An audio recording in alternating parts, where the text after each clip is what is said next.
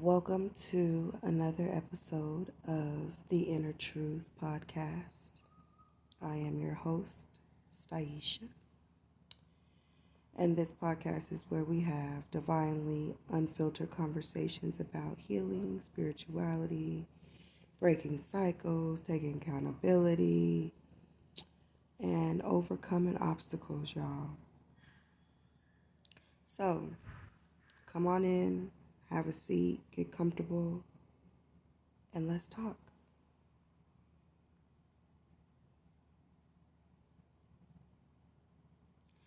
So today's topic is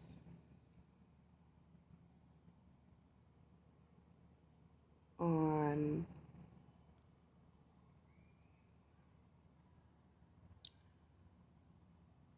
or should I say, so last week's topic we talked about how mothers deserve to have a village, right?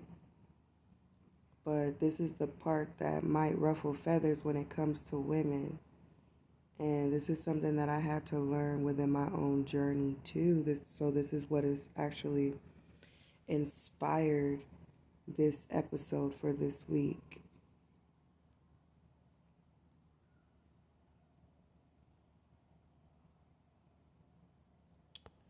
So basically, y'all,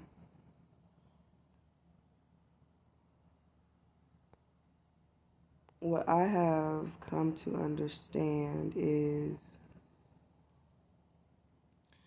as women, yes, we deserve to have a village. There should be no single mothers out here. I don't feel like it was meant for us to be single mothers out here.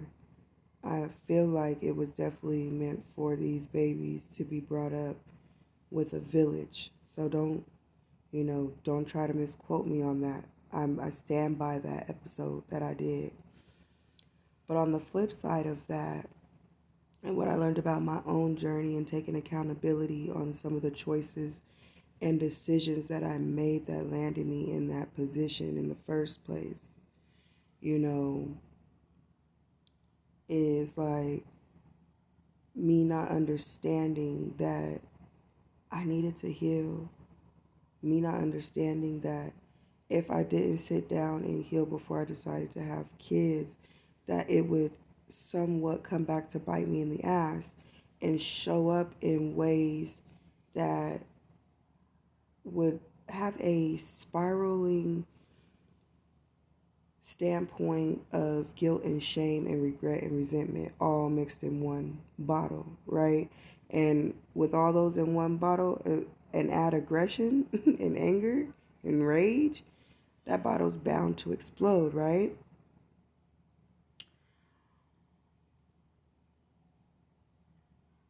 So when I started having babies, like I didn't really take into the account that there would come a time and point where I'd have to sit down and face myself and realize that I took on more than I could chew.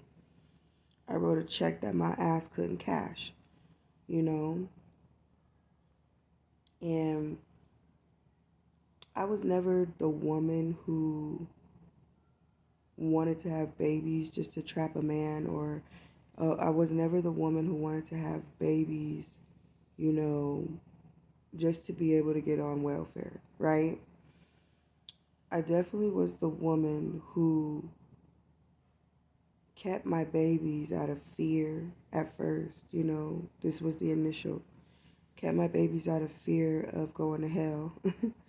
And also kept my babies out of fear of being alone or abandoned because I had experienced so much abandonment in my time as being a little girl from the age of 5 to like shit, I guess I would say still somewhere in some ways I still experience that shit, but it was really deep then. It's not so deep now because I know how to enjoy my own company now. And I know how to not give my power away to people to let them put me in a space of feeling like they have the upper hand of leaving my life and leaving me without. You know what I'm saying? So, with that being said, um,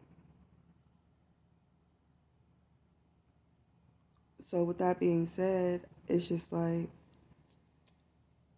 with me coming full circle in my own journey, it's just like the message I want for women to know is that, like, baby, there's nothing wrong with saying you not ready for kids. There's nothing wrong with you not holding back and holding off until you're actually ready. You know what I'm saying? Like, if you feel like you cannot comfortably take care of yourself and your child's needs, don't go out here and try to have babies. You know, don't even allow yourself to be put in that position. You know what I'm saying? Because, and honestly, also, like, the type of energy that you put out is the type of energy that's going to surround those babies in the first place. So if you're leading from a space of lack or scarcity or unhealed wounds, guess what's happening when you have those babies? Now you're bringing them through the wound space for 9 months. You carrying them through that energy. So now they're also, because more than likely, you probably 9 times out of 10 carrying that same wound from the mother, your mother, her mother, her mother, her mother, generationally. So now it's not just a you thing that baby's going to have to come through the line with. Now they're going to have to come through the line with the you thing and the women before you, that were in your ancestry. And do we really, you know? And then we have those women who do get pregnant by men just to trap them. So now what do you think that's doing to your child when you lead from that angle? Right? Now you're bringing your child from through the line, through the womb space, through the portal. You're bringing your child through an energy of basically like low-key karma. Like, it's, at any given time, it's bound to backfire on you. You know what I'm saying? Um, because at the end of the day, if the man is not going to want to be there, he's not going to be there. And that's just on period. Okay? And honestly, at the same time, like, if we are going to be out here and we're not abstaining from sex or we're not being celibate, right? We're not leading from self-respect, which I highly advocate for now in my journey, because there was a point of my journey where I did not have people advocating for that for me on my behalf. I didn't have a guide or a role model to teach me this stuff. You know what I'm saying? And the one that I did have, I wasn't trying to hear none of that shit. Because I'm 15, 16 now. You know what I'm saying? Like, I ain't had that from the time I was born to now. So why? What's the point of having it now? But now when I look back at that moment, it's like I wish I hadn't took that advice for granted. You know what I'm saying? So I do advocate for the fact that we should be being very intentional about our bodies and how we move with our bodies in our wound spaces. And this is not, honestly, this is not just for women. At this point, this conversation could be for men too. You know what I'm saying? We should all be very mindful on how we conduct our bodies and our self-respect, and how we engage with people. Um, but let's just say you are the person out there who is engaging in this. You should be using protection at all times. You know what I'm saying? You should be using protection at all times. And I really feel like at the end of the day, now that I'm on this part of the journey where I even have to battle my own flesh, you know what I'm saying? Because I'm a very loving woman. You know what I'm saying? I'm a very loving woman. You know, I'm and I know and I know I am a very attractive woman, right? And I know that it takes little to none for a man to, like, fondle over me. You know what I'm saying? But I have learned that all attention is not good attention. And sometimes you be thinking that the attention you're getting is coming from a real, authentic, and genuine space when it comes to another person, a man. But sometimes it's just that, okay, because of the way you conducted yourself, now they see you as easy, or they see you as accessible quickly, or they see you as somebody that they could try to downplay or talk down upon. You know what I'm saying? But it's like, nigga, I don't give a fuck who the fuck you thought I was. You know what I'm saying? Don't fucking treat me like that. Don't talk shit. Don't talk down on me like that. You know what I'm saying? So I also feel like even in that space, it's important for you to know who you're engaging with. Because if you're engaging with a nigga who pillow talk, first of all, the fact that I said nigga out my mouth, if you're engaging with a nigga at all, it's probably time to sit down and do some inner work. Okay, ladies, I'm just being honest. Because literally, you want to engage with man, like you want to engage with a man who knows himself. Like, I actually got a dose of that. And when I tell you that the man that I engaged with when I didn't know myself, but he knew himself, it was a whole different ball game, y'all. Because honestly, it left me feeling like damn, I'm slacking. I done felt off like crazy. You know what I'm saying? The fact that this man actually knows himself and he can tell me that, you should treat yourself with more respect. Because I don't see you as easy. I don't see you as a piece of meat. I actually see you, and if you could see you through my eyes, then you wouldn't have even tried to approach me in the manner that you did. You know what I'm saying? And it kind of shook my ass to the core, because for a man to say that he don't see me as a piece of meat or something that he could just slide in and slide out of quickly, but that he actually sees me as a woman, as a goddess, as someone who deserves to have nothing but respect and to only be touched by a man who is intentional, baby, that shit fucked me up. It fucked me up, but it also helped me to realize that I was not seeing myself the way I deserved to see myself. And it made sense to why my spiritual team was sending me angel messages that correlated with, you need to start seeing yourself as your higher self. You know what I'm saying? Because this man saw me as my higher self. He didn't see me as the woman who's still navigating wounds and trauma and anger and resentment and shame and guilt and regret.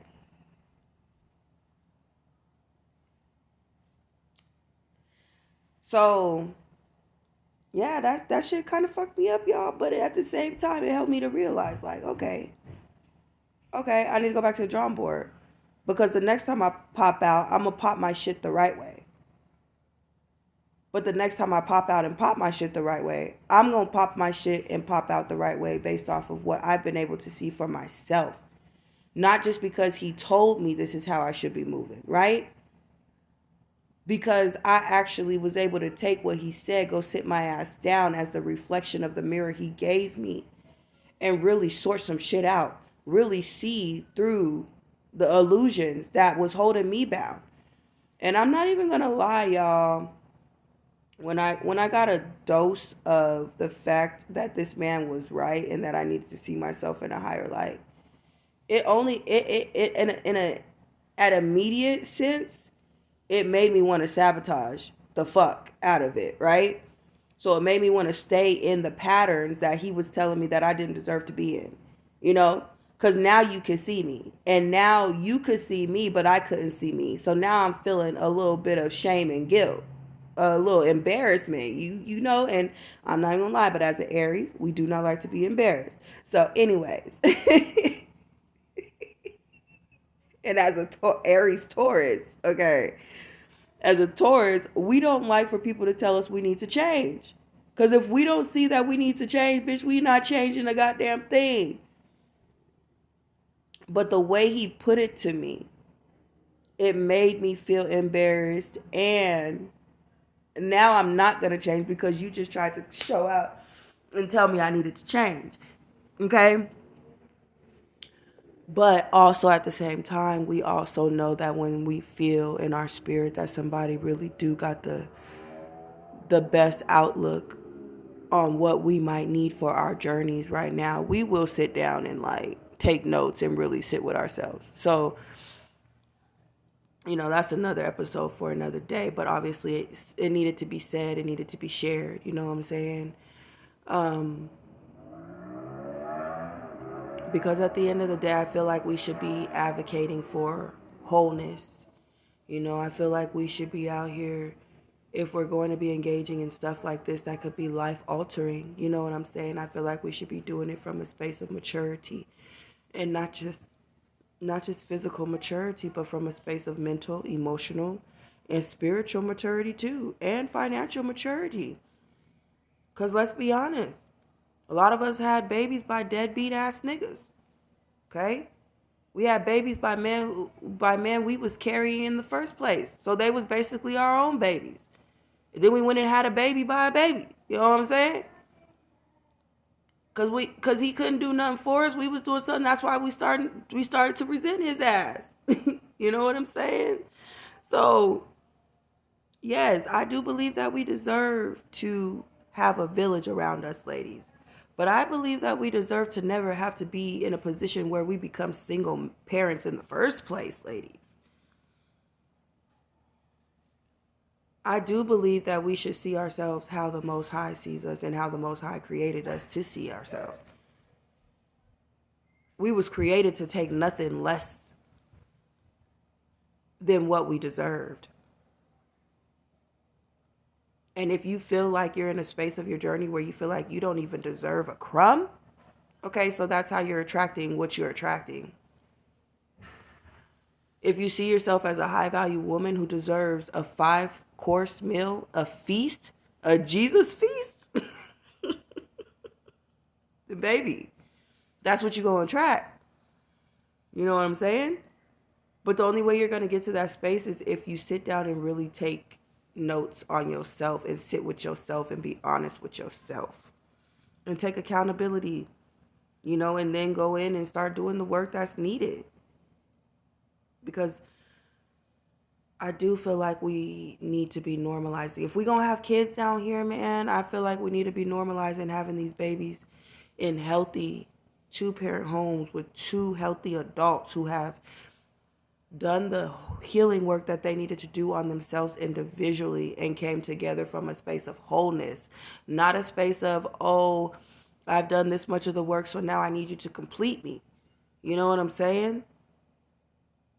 And I'm not saying this from a space of like, I feel like we should be completely healed in order to be able to come into union. No, because I feel like that's really unrealistic. Although that is stuff that the religious and the spiritual community tries to like put out and glamorize. And I don't feel at this point of my journey that is something that is real honest and realistic. You know what I'm saying? But I do feel like we should be holding ourselves accountable on the type of men that we are engaging with. That we should be holding ourselves accountable on who and how quick we give access to these men. Because let's be honest, ladies, if we were moving from a healed space and wasn't moving from abandonment wounds, feeling unloved, you know what I'm saying? Do you really think that the type of man that you attracted and had your babies by, do you think that man would have crossed your path in the first place? Because, I mean, it's spiritual law. You are what you attract.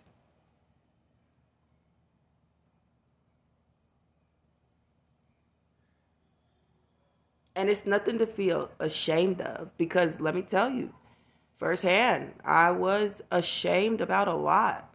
Once I started realizing that I am what I am, that I am what I attract, and it's like, and then I started going through the men that I messed around with during my time.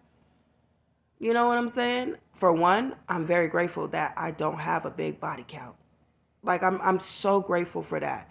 Because, baby, I wouldn't have known what the fuck to do if I had to do this and go through a full big-ass body count of men. I'd probably be somewhere laid out crying, okay? crying worse than I cried. Okay, I would have been on some Justin Timberlake shit. Cry me a river. Okay. So thank God that I didn't have to go through all of that. But for the men that I could count on my damn hands and one of my feet, you know what I'm saying? Like, that was even too much. Because it was like, damn, like, out of you guys, maybe one or two of you was really worth my time. But it's so crazy because at the time that I messed with you two, I didn't even see myself as worthy of messing with you two. So y'all came at the wrong time. You know what I'm saying? But I get it. Because y'all came at the time to show me that I needed to go sit my ass down and do some healing work. I needed to learn to love myself and pour myself and choose myself first before I went to try to choose or pour into anybody fucking else. You know what I'm saying? So shout out to those two guys, you know, who on my journey did come across to show me that and to tell me that. You know, those were my checkpoints of, okay, I'm doing something right, or I need to clean up something. I need to go sit back to the drawing board and figure out what else is still lingering within me that has attracted me to this type of man. You know what I'm saying? Just in different bodies. You know what I'm saying? And what do I need to do? Like, what do I need to learn from the experiences that I've been through 3 times with having babies? You know what I'm saying? That I wasn't really ready for. And definitely wasn't ready to be a single mother of. You know what I'm saying? So,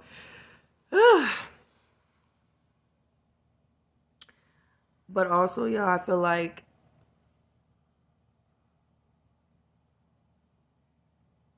the systems that were put into place to make us women feel like we could do it all alone, those played, you know, those played a very big part, you know,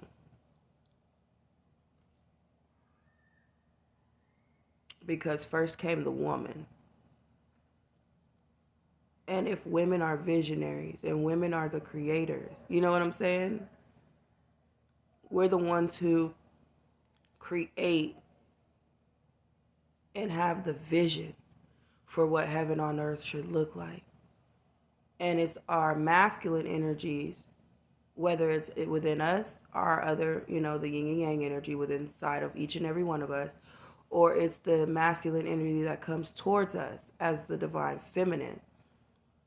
You know, it's knowing, you know, should I be engaging with this man or should I not? You know what I'm saying? Is this part of an illusion state of the system that's trying to keep me feeling empowered off of false shit? You know what I'm saying? I'm feeling empowered to be a single mother to take care of these babies by myself because I'm going to be eligible for food stamps or I'm going to be eligible for cash assistance. You know what I'm saying? And let's be honest, this shit, it helps, but this shit ain't really the life we want to live, y'all, for the rest of our lives. That's not what we want to continue to put and subject ourselves to.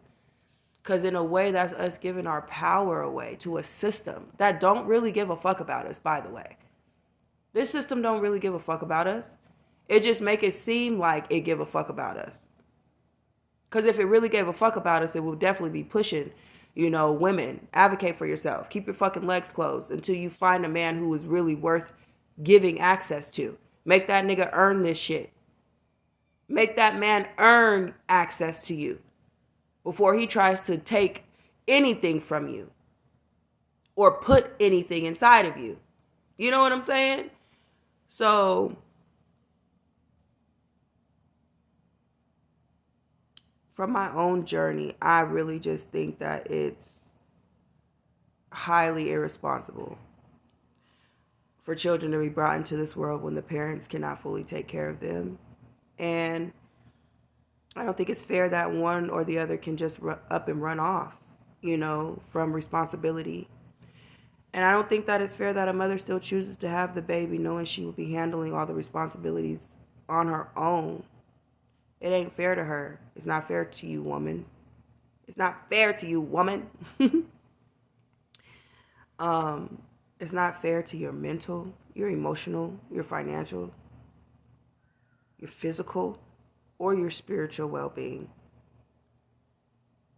or the kids, right? Because if you're not well, then how are you going to raise kids that are well? And that was a big one for me, realizing that. Like, taking that moment to realize, like, damn, I've been walking around in unhealed trauma and wounds, and it's been helping me to raise my kids. And it's been awakening ancestral teachings, and how they had to carry their way through and how they raised their kids. And it's just been like, when it came to my kids and me realizing this, like, it was like, dang, like, I gotta turn this around. You know what I'm saying? For one, I don't gotta just turn this around for my kids. For one, I gotta turn this around for me, honey. Because I don't deserve to have to live like this. When I sat down and I dreamed about this type of responsibility, I saw two people taking on this responsibility, not one. And so the fact that there's only one doing it, yeah, no, I gotta go get me right for me first, And then when I get me right for me, I gotta make sure I get my kids right so they know. Don't follow my steps. Learn from the shit that you had to see me go through, that you was like, oh my gosh, I don't like that. And take on the good shit that you saw me evolve into. You know what I'm saying? So, because that's what ultimately happens when you're not grown enough to have kids, right? Then you end up becoming somebody who raises your kids while raising and reparenting yourself at the same time. And I'm not even trying to be funny. That is not a walk that I would wish on anybody. It is hard trying to reparent yourself while also trying to parent these beautiful babies. Because sometimes they be there teaching you stuff and you don't even want to be hearing it sometimes. You're like, you my child. What you could teach me? But it's like, really and literally, when you look at it from a higher perspective, we got to remember that these are souls that came back just like your soul, inhabiting a human body. These are souls that inhabited a human body that came through you for you to be their parent in this life. But you don't know, roles could have been reversed in another life that you was with them. And I say that about all my kids, that each one of my babies, for one, have been helping me to heal different ages and aspects of my inner child. And I'm not codependent on it. I'm not leaning on it. I recognize it. I could just recognize it just by how they move. And when I get triggered in certain stuff, that's when I recognize it. You know what I'm saying? Like, oh, okay, I can't even be mad at you, baby. I can't even be mad at you because you're just holding up a mirror for me to see that this is where I'm still hurting at. You know what I'm saying? Or this is where I finally healed at. You know what I'm saying? So, dang, y'all, I just realized I said, you know what I'm saying, a lot. Or I have been in this episode. And to be honest, I believe it's because I know that this episode might ruffle feathers. You know what I'm about to say it again. I know this episode might ruffle feathers because let's be honest, as women, sometimes we don't like to be told our shit stank, right? We don't like to be held accountable, right? And this is for men too, but for the sake of this podcast episode, y'all, we talking about women, and for the sake of this space, this is a sacred space for women, okay? So for the sake of this space and this episode, like, let's just be 100% honest about this shit, right?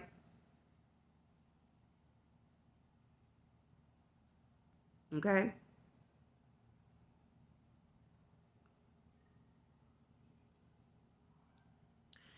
So, because when you have these babies and you find yourself in a position to where you can't really take care of them, and then the system gets involved, right? Then you end up like me, a child in foster care who's basically got lost in the system. And I'm thinking of the Boosie song right now where he said, "You gon' railroad a nigga and lose me in the system." You know what I'm saying? And that song part, that specific part of that song always talks to me because I was a foster child with my siblings who got basically just lost in the system. The system just handed me off to the next the next given hands without doing its proper diligence on figuring out if this person was even worthy of having me and my siblings in the first place. So that's what you subjugate, you know, you that's what you subject your children to.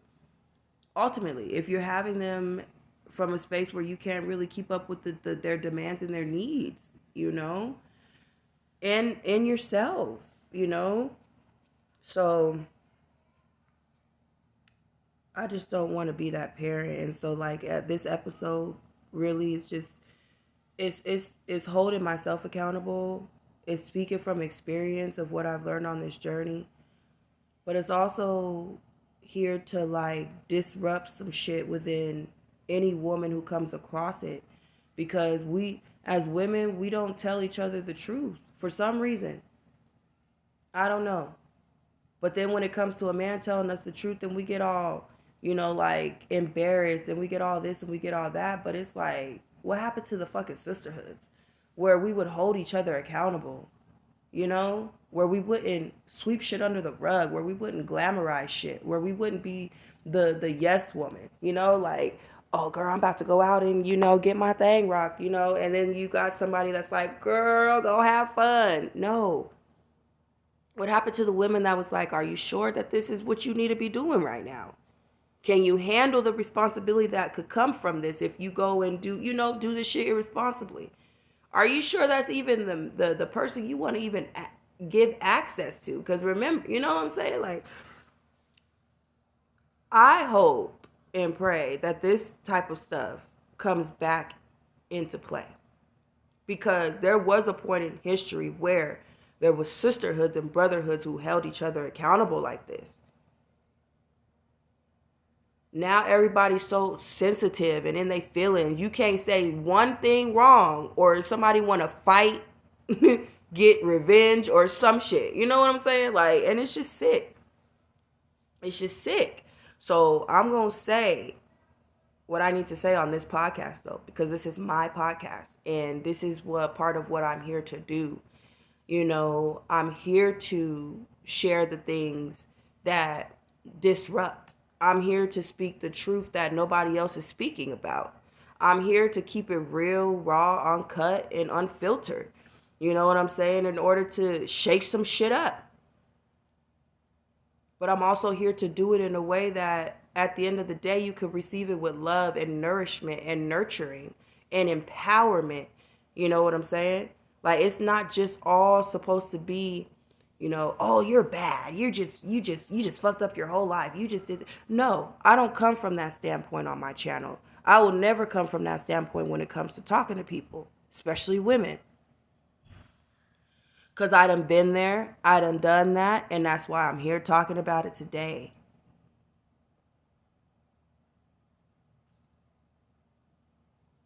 So I say all of this to say, y'all,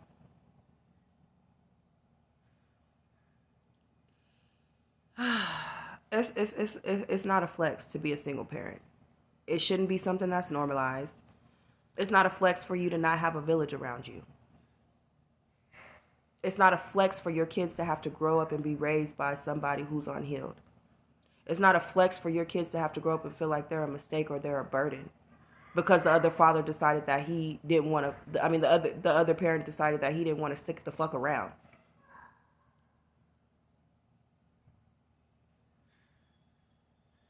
The village was necessary because it held them accountable.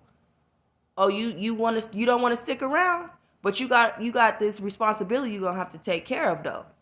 So we gonna be on your ass until this responsibility is done being taken care of. Till this responsibility is 18 years old, you gonna handle what you gotta handle. Even if you call yourself not trying to be with the mother. You know what I'm saying? There was a responsibility that was handled with the village. when it came to the kids. They didn't play about the kids in any capacity.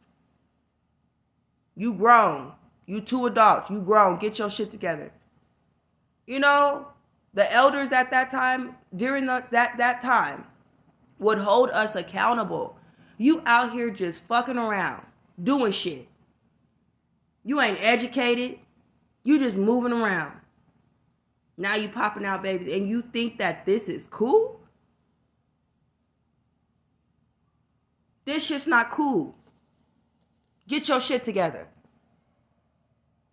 Go heal yourself. Go sit down and heal yourself. Go sit down and figure out what's really for you. That's the type of village I want around me. Because see, me, yeah, I may be stubborn.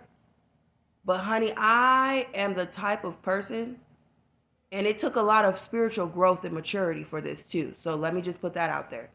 But I am now the type of person that if you talking to me and my spirit receives it, even if my mind, the human side of me, hasn't received it yet, if my spirit receives what you're saying to me, because it's a lot of filters you got to go through in order to get me to see things your way, right?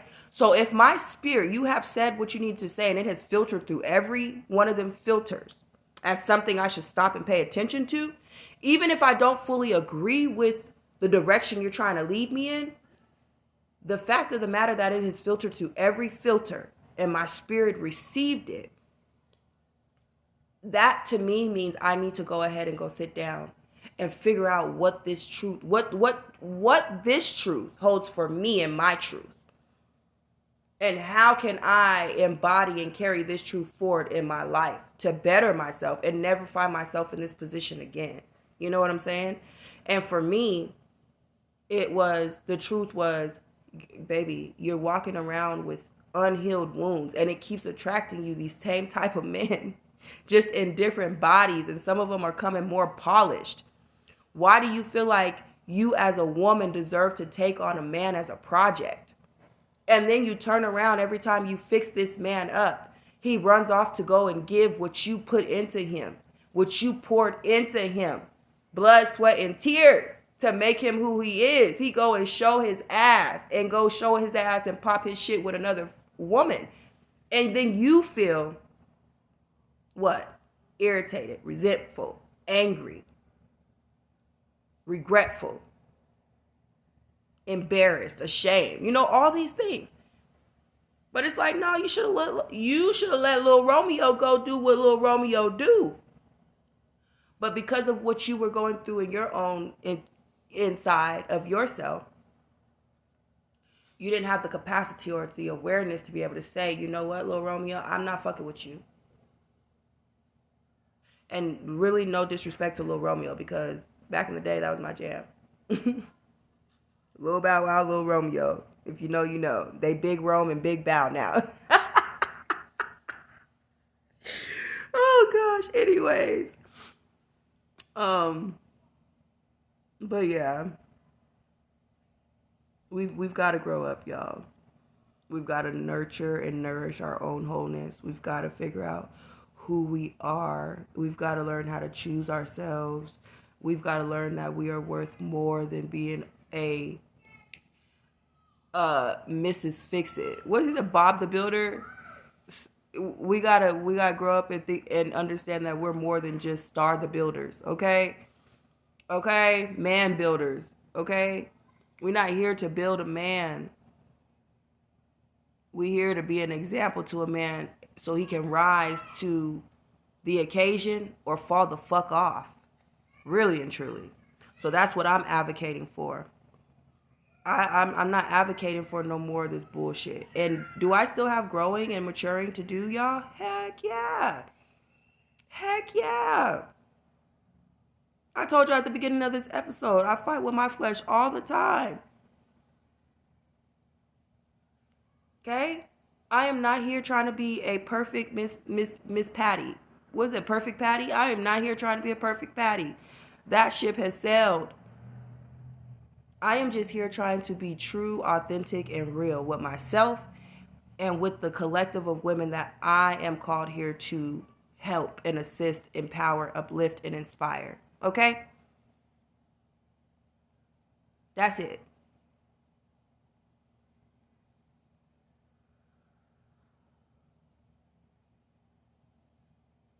So,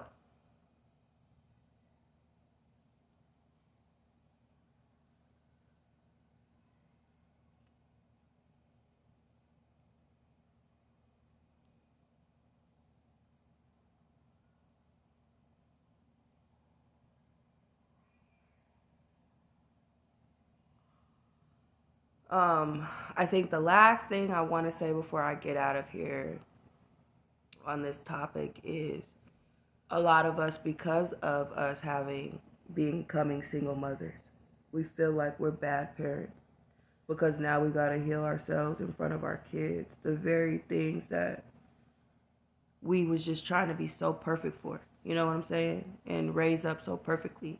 So part of us feels guilty about now having this wool and illusion removed from our eyes to where we got to face ourselves and see that we aren't as perfect as we thought we was. And I think it's so beautiful that our kids still see us as beautiful and perfect, even though we got shit we got to clean up. So I just want to say to any of my mothers, because this is something that I also find myself dealing with on and off, is where I question on whether I'm being a good mother or a bad mother. Because sometimes those things surface back up to where it's like I start remembering what got my babies here in the first place. Where was I at mentally, physically, spiritually, emotionally, financially? Financially, when I had them, I was good. I could handle. I could hold it down financially. And I think it was the financial piece that gave me the empowerment of wearing the badge of being a super mom or a superhero, superhuman. But I didn't really fully recognize that it was more than just financial that these babies needed. They needed to know that you could be emotionally safe, spiritually safe, physically safe, you know, mentally safe.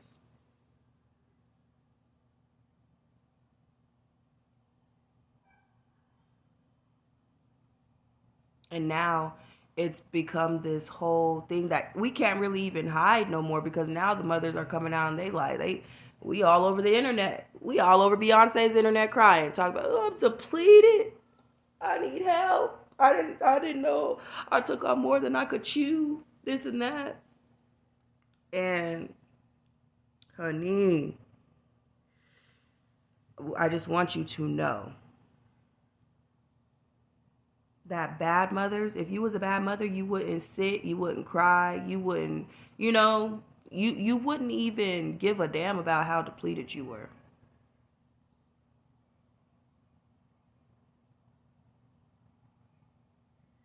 If you was a bad mother, you wouldn't worry about whether you were raising your kids right, whether you were pouring into your kids properly. Because bad mothers don't worry about their children's emotional experience in this life. Bad mothers don't take time to reflect. Bad mothers are very selfish.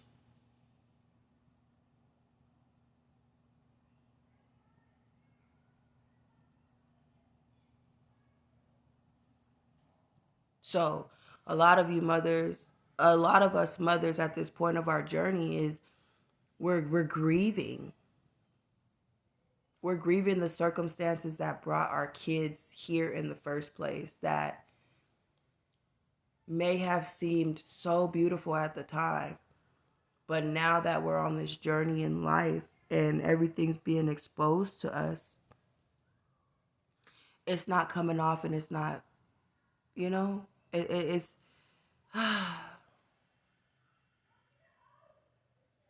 it's bringing us a lot of grief to have to sit and look at ourselves and just acknowledge that we in fact aren't as perfect as we thought we was.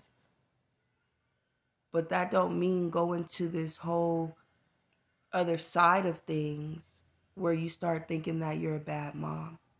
And I know that's easier said than done because I went through that for a couple years where I was like, I'm such a bad mom. I brought these babies into this world.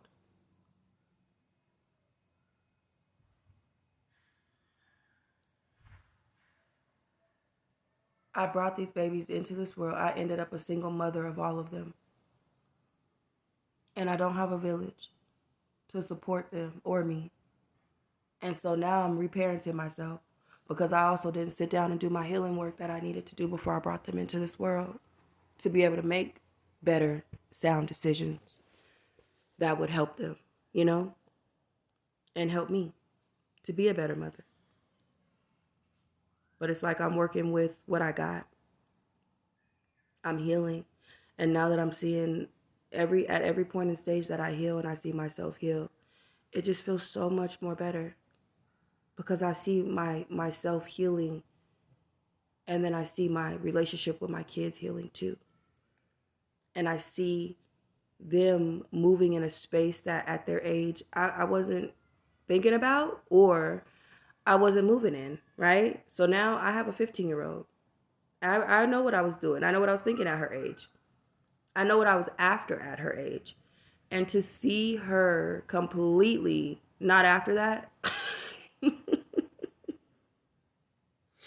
I'm just like, okay, I'm grateful I did the healing work in time before you got this age.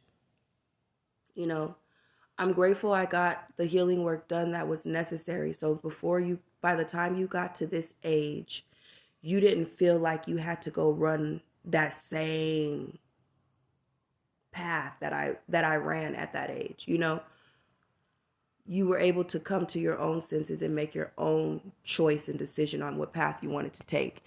And literally it is not the path that I took. And I'm so happy for her. Like I am so happy for her. So happy.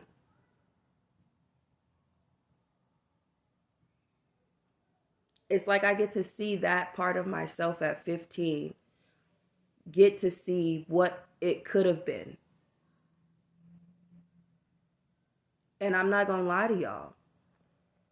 From the path that I took at 15, where I was chasing men to find love and be loved by men and having to go through all that hurt, to seeing my daughter, who's the same age now that I was then, and seeing her completely like uninterested and like really zoned in with her well-being, where she wants to go in life, what she actually wants to do with her life. You know, it's just a whole different ball game with her. And so I'm grateful that I reached a point of my healing to be able to mirror something else back to her that she needed for her journey's sake, to make a sound decision of exploration off of, you know? So she got to be able to explore and see, okay, so this is what happens when I try to do this. And I don't really know myself or choose myself, right? But this is what could happen if I do choose myself and love myself first, right? Let me see what this feels like, because my mama showed me what it doesn't feel. You know what it My mama showed me what it feels like and looks like when you don't choose yourself first, when you don't love yourself first, when you are walking around with unhealed traumas and wounds. You know what I'm saying? So now that she's been able to show me that, let me try to show myself something different. And honestly, I don't think that if I would have had the conversations with her, the heart to heart, you know, because there was a point of the journey I had to take accountability. Like, damn, your mama fucked up. Damn it. I love you. But this is where I fucked up, and this is where I don't want you to fuck up at. So take this shit that I fucked up in, and you send it through your filters. And once you send it through your own filters, baby girl, move accordingly. And I'm going to support you. I'm going to back you up. Because I'm your mama. And I love you. And I know how hard this shit can be. Right? It's not easy to always make a good decision for yourself. It's not easy. And especially not easy to make a good decision for yourself when you didn't already fall so deeply for somebody else. But that is why I am choosing to advocate for us women and men being able to find the healing within ourselves, being able to find the self-love within ourselves, being able to sit down with ourselves and do the work that we need to do before we start trying to give access to anybody, before we start trying to bring any babies into this world. Because if I could do it again, I would wait. You know, I would wait. I would be the change that I wanted to see in this world, in this life, if I had to do it again. I would be the change that I wanted to see in this life I'm currently living, but I would be that change in if I had to do it again life.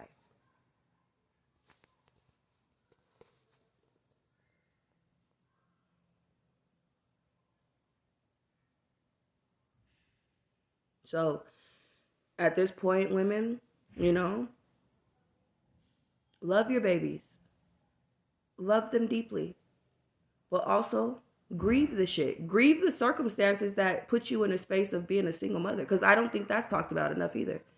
I think we're meant to be strong. Oh, well, the baby's already here. You ain't got time to be sitting around crying and feeling sorry for yourself.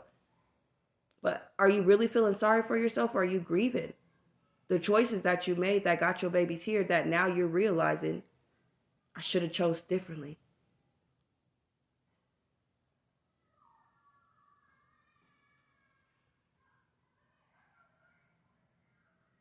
So much of my freedom was taken the moment that I'd signed up to and said yes to this before I was even ready. Because literally, ain't nobody teach you how to coexist with freedom and babies too at the same time. And that's another thing that us women go through is that we feel like, oh, once we have kids, our lives are finished. So we stop living our goals, we stop dreaming, we stop having inspiration and ambition, and we just let all that shit fall to the wayside so we can raise these babies up, right? But it's just like on this journey, and gosh, I'm so grateful I'm on this journey, y'all. On this journey, it's not about that. This journey is teaching me it is not about that. You are not meant to have kids and lose yourself to your kids. Just like you're not to lose yourself to being a daughter, a auntie, a niece, you know, like you are not a granddaughter. You're not supposed to lose yourself, your true identity in yourself to the roles that you now have to play a part of. You know what I'm saying?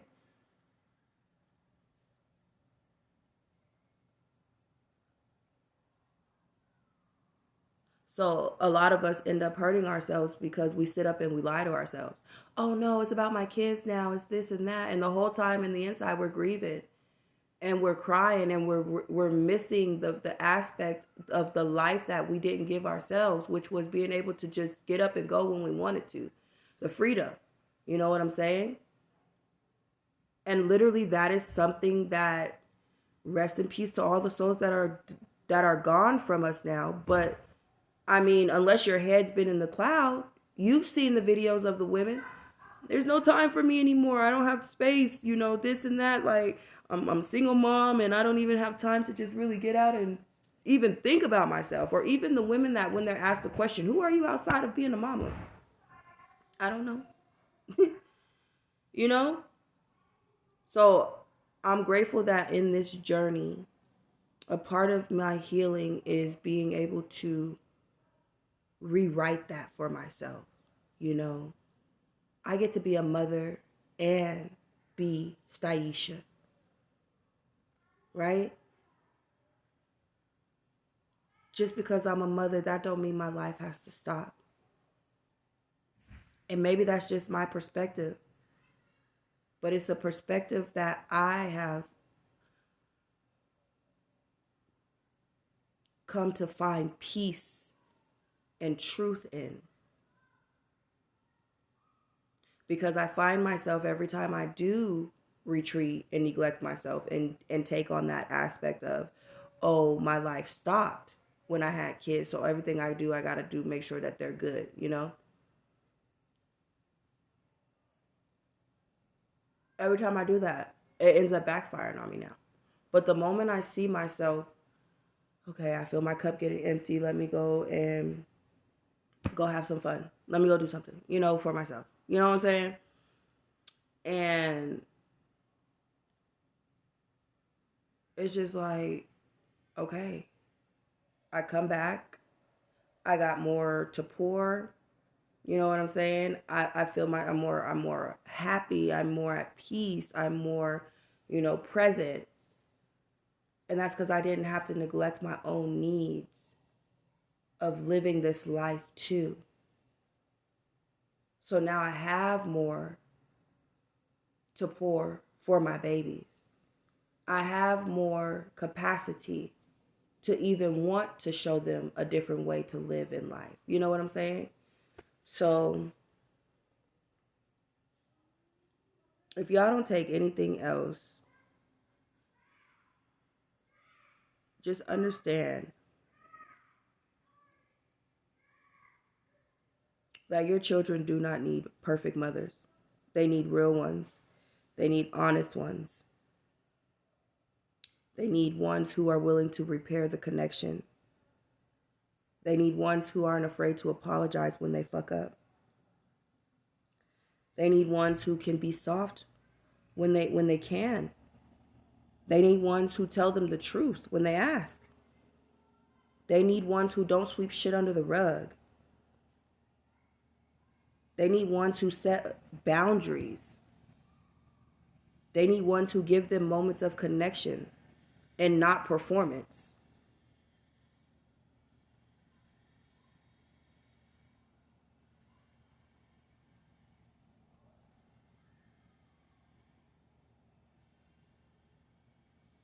And the truth of the matter is,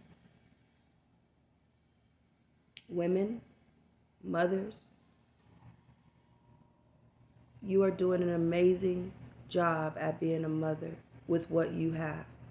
You didn't fail motherhood. Motherhood failed you. Why and how? Because you don't have a village. You don't have the proper resources that you need.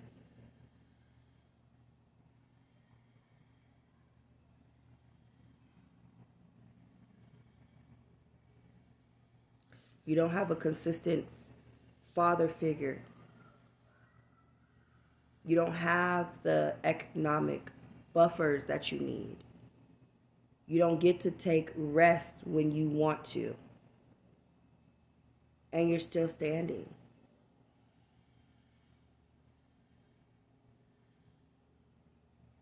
And here's where the other side of the coin I'm about to flip is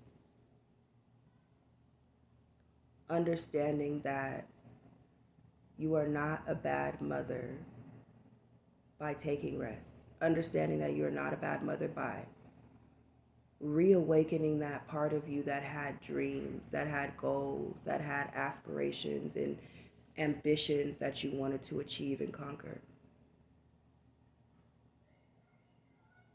You're not a bad mother because you don't show up perfectly every fucking day for your kids. You're not a bad mother because you can't give your kids everything they fucking want whenever they fucking want it.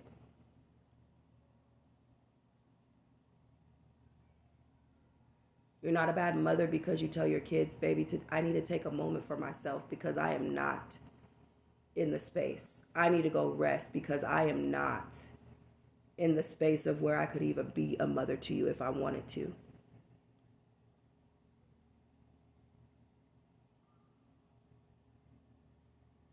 Right? So basically,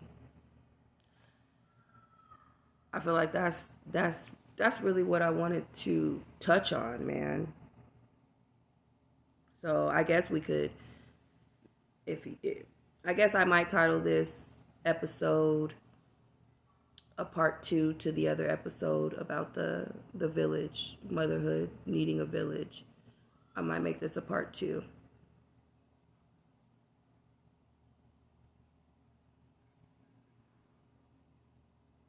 So I implore you, ladies, to take from this episode what resonated with you. Drop a comment if you need to. We could talk. I like to engage and hear other people's perspectives and their journeys. Because literally, I feel like there's a truth in all of our truths. You know what I'm saying? In all of our pains and worries and hurts and stuff like that. I just think that if we start opening up and being more communicative of them, that we could probably help one another. You know what I'm saying? From a space of intentionality. So take what resonates, take what you need from this episode, and just know you don't have to keep repeating cycles you've outgrown. Being aware is the beginning of your freedom. And choosing yourself when it comes to anything, that's your birthright.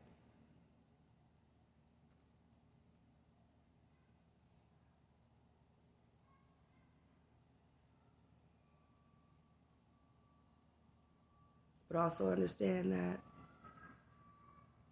you got to hold yourself accountable too, because that's one of the main facets that's going to help you to grow and overcome.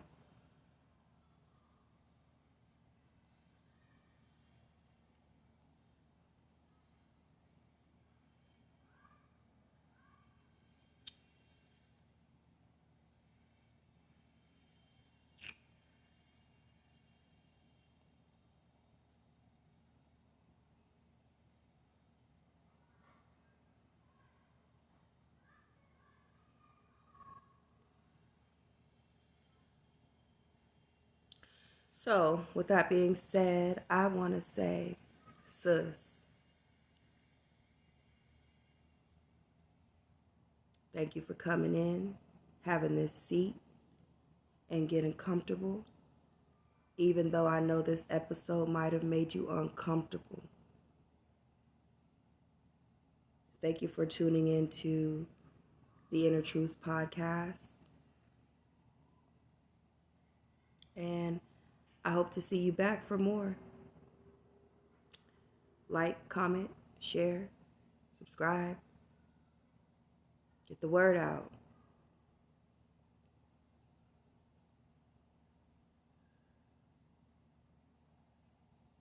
And this is your host, Staisha, signing out for now.